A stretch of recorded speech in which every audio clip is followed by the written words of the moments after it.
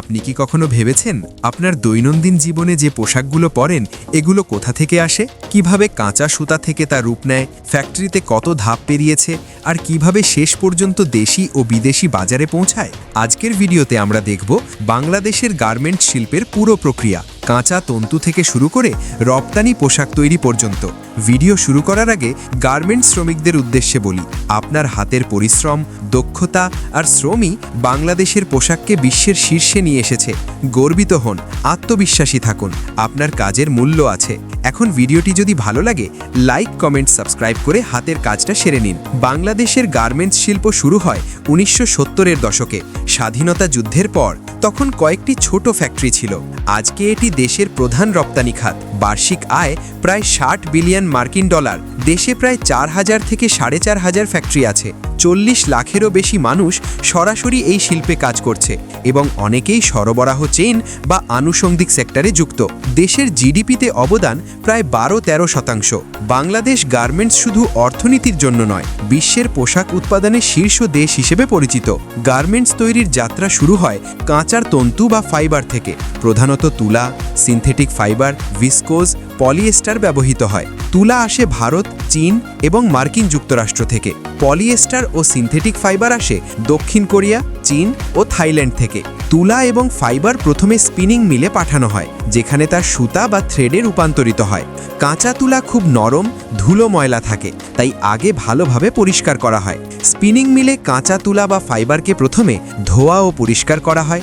অপ্রয়োজনীয় অংশ বাদ দেওয়া হয়। লম্বা এবং মজবুত সুতা তৈরি করা হয়। সুতা পাতলা, মাঝারি বা মোটা হতে পারে। টি শার্টের জন্য পাতলা সুতা, শার্টের জন্য মাঝারি, প্যান্টের জন্য মোটা সুতা ব্যবহার হয়। সুতার মান ফাইনাল কাপড়ের গুণগত মান নির্ধারণ করে।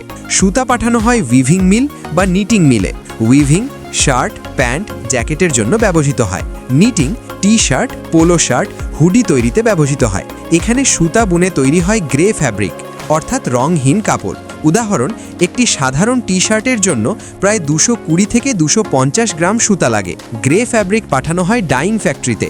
কাপড়ে রং করা হয়, সফট করা হয়, স্ট্রেচ বা সংকুচিত করা হয়। ফিনিশিংয়ের সময় কাপড়ের মসৃণতা, লাইট রিফ্লেকশন এবং টেক্সচারের মান নিশ্চিত করা হয়।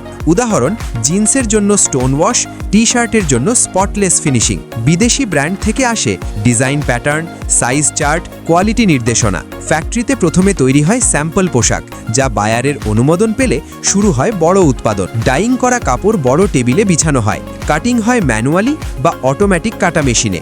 একই ডিজাইনের শতাধিক পোশাকের অংশ একসাথে কাটা হয়। উদাহরণ, একটি ফ্যাক্টরিতে দিনে প্রায় 20,000 থেকে 50,000 পোশাক কাটা হয়।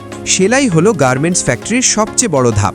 দক্ষ শ্রমিকরা হাতা, কলার, বোতাম এবং বডি একত্র করে পোশাক তৈরি করেন। এক পোশাক তৈরিতে একাধিক কর্মী কাজ করে। মেশিন ও হাতে সেলাই মিলে তৈরি হয় নিখুঁত পোশাক। ঢাকার আশেপাশের ফ্যাক্টরিতে একজন শ্রমিক দিনে প্রায় 80 থেকে 100 টি শার্ট সেলাই করতে পারেন। প্রতিটি পোশাক সিকিউ ইউনিটে পাঠানো হয়। সেলাই ঠিক আছে কিনা, রং বা দাগ আছে কিনা, সাইজ ঠিক আছে কিনা, ত্রুটি থাকলে তা আবার ঠিক করা হয় এবং কিউসি পাস হওয়া পোশাকই রপ্তানির জন্য যায়। কিছু পোশাক ওয়াশিং ইউনিটে পাঠানো হয়। Stone wash, enzyme wash, soft wash করা হয়। পোশাকের লুক ও ফিট ঠিক করা হয়। এতে পোশাক আরও আকর্ষণীয় ও আধুনিক লুক পায়। উদাহরণ, জিন্সের জন্য স্টোন ওয়াশ, রঙিন টি শার্টের জন্য সফট ওয়াশ। ওয়াশিং শেষ হলে পোশাক আয়রন করা হয়, ট্যাগ ও লেবেল লাগানো হয়, পলি ব্যাগে প্যাক করা হয়, কার্টনে ভর্তি করা হয়। প্রত্যেক কার্টনে থাকে বারকোড ও ব্র্যান্ড তথ্য। সব কার্টন পাঠানো হয় চট্টগ্রাম বন্দর, মোংলা বন্দর অথবা বিমানবন্দরে।